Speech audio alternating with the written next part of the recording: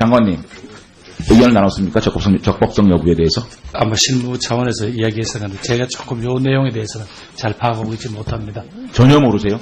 경찰이 경찰개혁위원회 만들고 인권 침해 사건 진상조사위원회 꾸렸다는 얘기 못 들었습니까? 아니, 그건 알고 있는데 그걸 우리 행안부하고 해서 어떤 법적 근거라든가 이런 걸 만들었는지 여러 그러면 내용은 국조실과 행안부와 함께 지금 법제처에 자문을 구하고 있습니까, 청장님?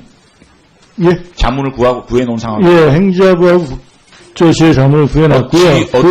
어떻게 자문을 구했는지 법제처에? 예, 공문으로 해갖고 행안부하고 국조실 자문을 자, 공문 주십시오. 얻어갖고, 예, 그걸 가지고. 공문 주시라고요. 법제처에. 법제처에 준 거 주시라고요. 예, 드리겠습니다. 예. 국회 입법조사처에서 이 적법성 여부에 대해서 아주 애매모호하게 정치적으로 판단을 했습니다. 진상조사위원회를 설치하기 위해서는 해당 위원회의 설치 근거를 규정하고 있는 별도의 법령이 필요하다라는 의견도 있고, 조사 활동의 주요 대상이 경찰 내부라는 점에서 국민의 권리를 제한하거나 의무를 부과하려는 것이 아니고 진상조사위원회 조사 활동에 어떠한 강제성도 있지 않은 바 해당 훈령은 적법하다는 의견. 이 입법조사처에서 아주 정치적으로 이렇게 해석을 했습니다. 청장님 입장에서 우리 국회 법제처에서도 이렇게 애매모호하게 이 적법성 여부에 대해서 갈립니다. 그렇다면 이 법제처에서 적법 여부가 나오는 데까지 혹은 법적으로 구비를 하고 이 위원회를 재가동할 생각은 없습니까? 법적으로 완비가 될 때까지 혹은 법제처에서 이 유권 해석이 나올 때까지 정지하고 법적인 안정성을 완전히 마련하고 다시 시작할 용의는 없습니까? 지금 특별히 문제가 되는 부분이 있다 그러면 그거는 저희가 그 부분에 대해서는 아까 말씀하신 법제처 유권 해석이 나온 다음에 진행을 하고요. 일반적인 실무적인 거는 제가 훈령을 말씀드릴게요. 네. 국회 입법조사처에서 경찰청 인권침해 사건 진상조사의 운영 등에 관한 규칙에서 규정하는 조사 대상에는 경찰관뿐만 아니라 사건 관련자, 관계인, 관계기관 등이 포함되어 있는 바 조사활동 과정에서 당사자들의 기본권이 침해될 가능성을 배제할 수 없다. 따라서 조사 대상이나 조사 방법을 법령의 구체적인 위임 없이 훈령에 규정한 것은 위법의 소지가 있다. 그랬거든요. 무슨 말인지 이해가 되셨죠? 예, 예. 이 훈령에 예. 경찰청에서 만든 훈령입니다. 진상조사 사건 관계인에 대한 출석 요구, 진술 청취 및 진술서 제출 요구, 진상조사 사건 관계인, 관계기관, 시설, 단체 등에 대한 관련 자료 또는 물건의 제출 요구.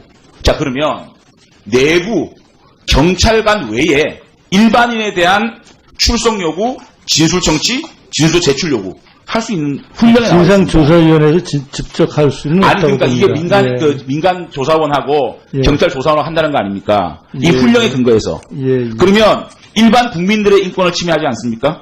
이게 순수하게 내부 경찰관들의 문제입니까? 일반 국민들한테 제출을 하고 요구를 할 수 있는 거 아니겠습니까? 예. 그렇다면 이 훈령으로 안 되는 거 거기에 아니겠어요? 대해서는 강제 규정이 아니 임의 규정이기 때문에. 어떻게 이게 임의 규정입니까? 예.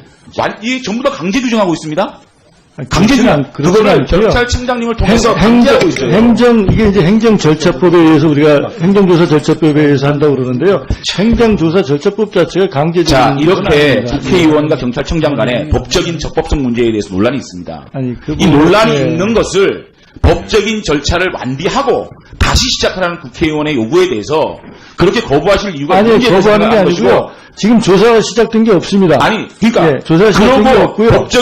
법적으로 구비하고 난 다음에 조사를 하실 생각 없냐고요. 의원님, 죄송합니다만 제가 끼어들 자리인지 모르겠습니다만. 자, 제가 말할 시간이 얼마 없어가지고요. 요걸 이 문제에 대해서는요. 네네. 정말 조심하십시오. 이렇게 지금 어저께 국정원 TF 소속 변호사 자살했습니다. 정모 변호사. 이재영 부장검사와 함께 국정원 TF에서 활동했던 정모 변호사가 수사받다가 자살했습니다. 노무현 대통령 시절에 남상국 사장, 정몽원 회장, 윤희국 사장 자살기도. 이게 남의 얘기가 아닙니다. 이명박 정부 시절 노무현 대통령에 대한 수사 과정에서 노무현 대통령이 돌아가신 것이 보복이었다면 이 정모 변호사, 남상국 사장, 정몽원 회장 전부 보복인 것입니다.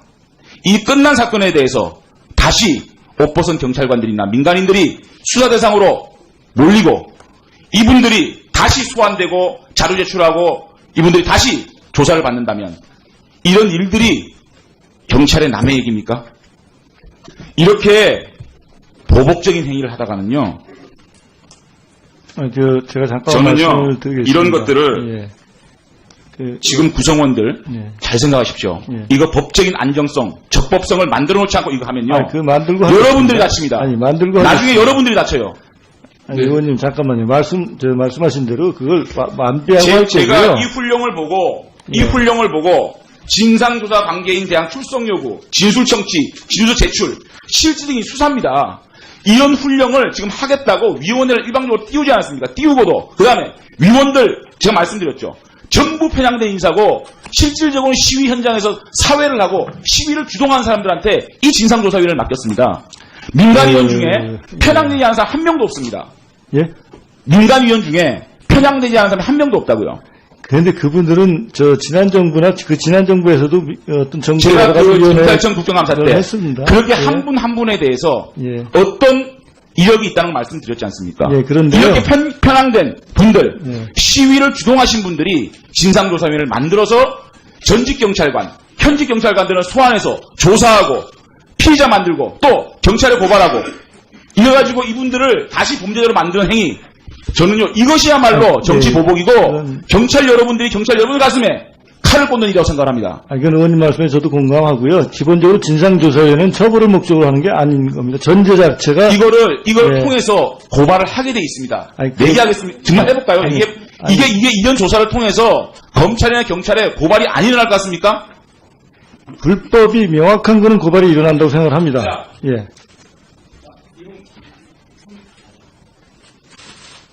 총장님 보십시오. 이 훈령에 근거해서 민간으로 고용된 10명의 민간조사관과 경찰들이 일반 국민들을 소환해서 조사를 하게 됩니다.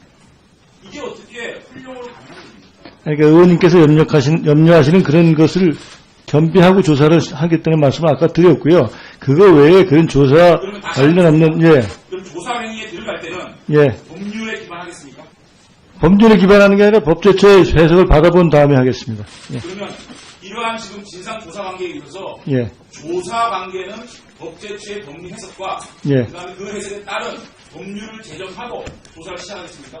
법제처의 해석을 일단 받아본 다음에 답변을 드리도록 하겠습니다. 법제처의 해석 결과가 법률에 필요하다고 하면 그렇게 하겠습니다. 이번 사건 인권침해 진상조사위원회 행위로 제 의원실에 할 때마다 요약을 제출하십시오. 알겠습니다. 아니, 해양부 장관 아까 무슨 이야기하려고. 지금 방금 말씀하신 대로 지금 의원님 지적 중에서 저희들이 부족한 부분이 있었습니다. 그래서 요걸 가서 우리가 휴게 시간 중에 정부가 이 문제를 앞으로 어떻게 처리할지를 좀 논의를 해서 오후에 답변 드리도록 하겠습니다. 네. 경찰청장님 답변 다 끝난 거죠? 네, 지금. 법적으로 완비하고 하십시오. 의원님 지적이 충분히 무슨 뜻인지 알겠습니다. 자, 환경치료님 오후에 하세요. 자료 요구, 그럴 것 같아요. 오후에 질의를 해야 될 상황이라서 자료 요구를 좀 하나 하겠습니다. 지난 10월 19일 20시 12분에 각 지방청에 이영학 사건 실종 수사 체계 개선 방안이라는 문서가 하달이 됩니다. 이 문서를 확정할 때까지 어떤 논의 과정이 있었는지, 그거에 대해서 자세히 관련 서류 주시고요. 그리고 문서 수발신 기관 정확히 해서 좀 자료를 오후 질의 전에 제출해 주시 바랍니다. 그 나중에 논의 과정을 어떻게 말씀드리기는 그건 정리하기가 좀 그런 것 같고요. 제가 결재를 한 시간이 오후 한 2, 3시로 기억됩니다. 그 전까지 논의를 해서 결재를 제가 한 것으로 기억을 하고 있습니다. 네, 자료. 하여튼 그 결재가 포함되어 있는 그 문서 정확히 주세요. 저한테 자료를 달할 때는 이 방안 요거 한 장만 계속 주시는데 제가 확인하고 싶은 게 있으니까요. 알겠습니다. 네.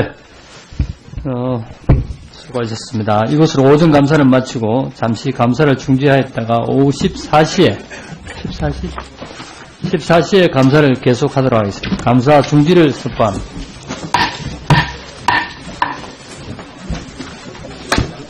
네.